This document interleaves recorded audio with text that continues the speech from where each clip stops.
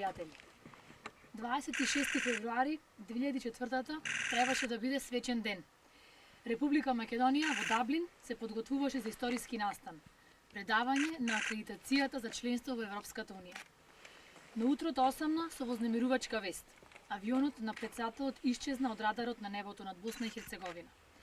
Во карпестиот атар на Ротимље, тоа утро, обвиен во густа магла, згасна животот на председателот Трајковски, на членови на неговиот кабинет, соработници, обезбедувањето и екипажот на владиниот Кингер.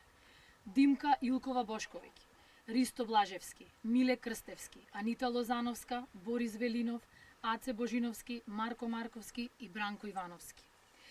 Празните места предвидени за македонската делегација на Меѓународниот форум во Мостар ја навестуваа лошата вест.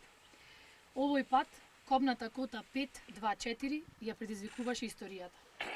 Република Македонија се уште ги зацелуваше раните од конфликтната 2001 година, во која околу председателот Трајковски се обединија разумните и од власта и од опозицијата за преку диалог да се постигне компромис.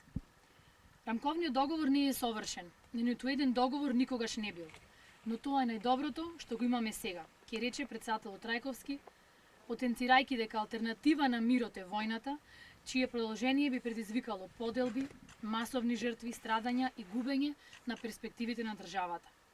За неполни 2 години, по интензивна дипломатска активност во која и председателот Трајковски не ги штедеше ни личните пријателства, Република Македонија се врати на меѓународната сцена како фактор на мирот на Балканот.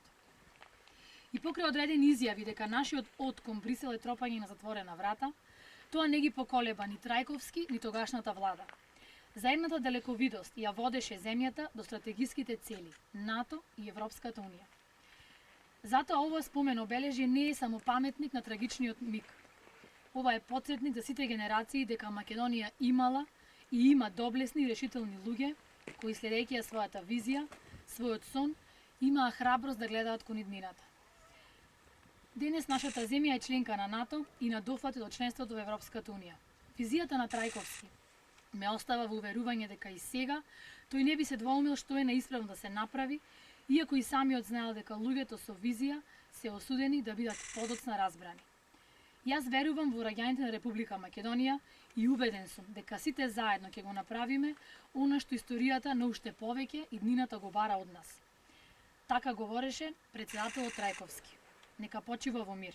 Нека почиваат во мир и неговите соработници. Слава им!